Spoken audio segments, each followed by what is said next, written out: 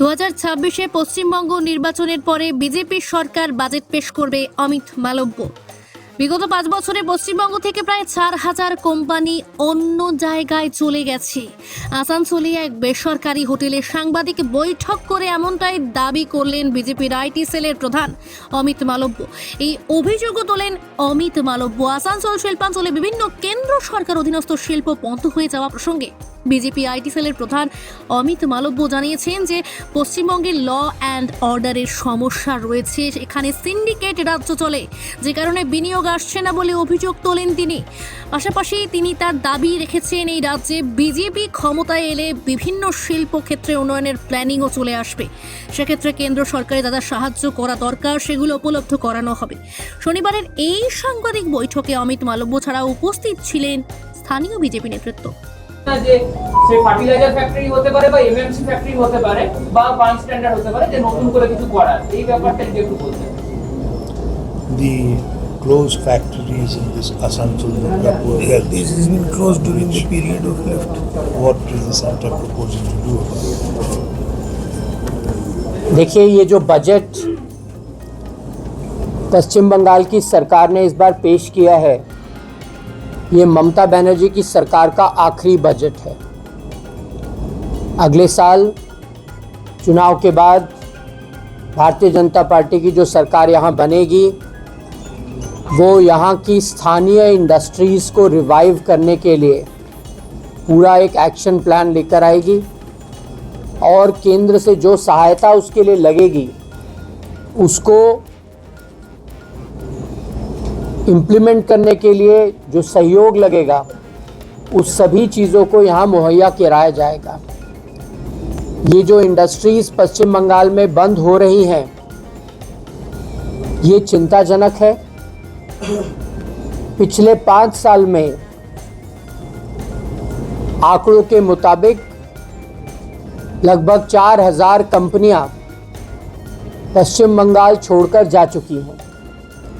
Law and order की स्थिति यहाँ इतनी ख़राब है कि नया निवेश नहीं आ रहा है और इन सब चीज़ों के लिए जिम्मेदार यहाँ की स्थानीय सरकार है, ममता बनर्जी की सरकार है।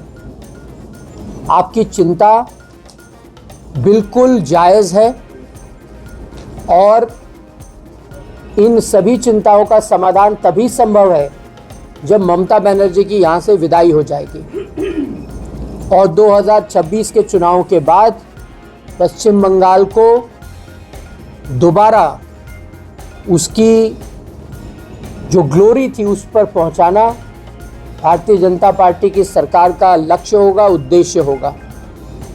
लेकिन मैं पुनः दोहराता हूं, ये तभी संभव होगा जब यहाँ पर ममता बनर्जी की सरकार की विदाई होगी और भारतीय जनता पार्टी की सरकार यहाँ बनेगी। সেন্ট্রাল গভর্নমেন্টের যে সমস্ত কারখানা সেগুলোর কথা এখানে বলা হচ্ছে, যেগুলো সেন্ট্রাল केंद्र सरकार के जो कारखाना एक करके मतलब इंडस्ट्री के बारे में कोई चर्चा नहीं हुआ, जो अभी हमारे बंधु बोल रहे थे, इस पर आपका केंद्र सरकार का यहाँ बहुत सारा कारखाना बंद पड़ा हुआ है। आपका सरकार 2014 आने का बाद से ही बंद, उनका पूछने का उद्देश्य था।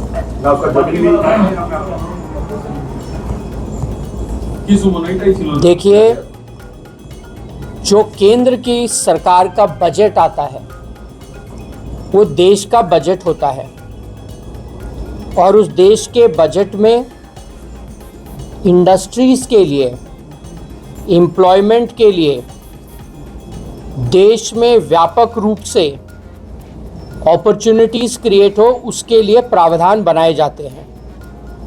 उन प्रावधानों को लागू करना, उन प्रावधानों के लिए उचित माहौल बनाना, वो प्रदेश की सरकार का काम होता है। यहाँ पर जो इंडस्ट्रीज़ बंद हैं, चाहे वो प्राइवेट सेक्टर की हो, चाहे वो प्रदेश की हो या फिर सेंट्रल गवर्नमेंट की एंटरप्राइजेज हो, वो तभी यहाँ पर संभव हो सकती है जब यहाँ पर न्याय और कानून व्यवस्था ठीक होगी, जब यहाँ पर एक ऐसा एनवायरनमेंट क्रिएट किया जाएगा जहाँ पर इंडस्ट्रीज़ ऑपरेट कर सकें, थ्राइव कर सकें। और मैं दोबारा कह रहा हूँ, उसकी पूरी जिम्मेदारी ममता बनर्जी की सरकार की है। अगर आप आसनसोल में बंद हुई इंडस्ट्रीज़ की चिंता कर रहे हैं तो ये सवाल आपको ममता बनर्जी से पूछना चाहिए कि यहाँ पे लॉ एंड ऑर्डर इतना ख़राब क्यों है, यहाँ पर एक्सटॉर्शन क्यों होता है, यहाँ सिंडिकेट्स क्यों चलते हैं, यहाँ पर कर्मचारियों का शोषण क्यों होता है, यहाँ पर आपके सांसद विधायक कट मनी के रैकेट में क्यों इन्वॉल्व हैं। ये सारे सवाल आपको ममता बनर्जी की सरकार से पूछने हैं। क्यों बाकी प्रदेशों में, बाकी राज्यों में इंडस्ट्रीज जा रही हैं, क्यों ऐसा हो रहा है कि वहाँ इन्वेस्टमेंट आ रहा है, क्यों ऐसा हो रहा है कि पश्चिम बंगाल में एफडीआई, जो देश में एफडीआई आ रहा है उसका 1% से कम पश्चिम बंगाल में आ रहा है। ऐसा क्यों हो रहा है कि पिछले 5 सालों में 4000 कंपनियां, उसमें कई लिस्टेड कंपनियां बंद हो गई हैं। ये सारे सवाल आपके जायज़ हैं, लेकिन ममता बनर्जी के लिए होने चाहिए।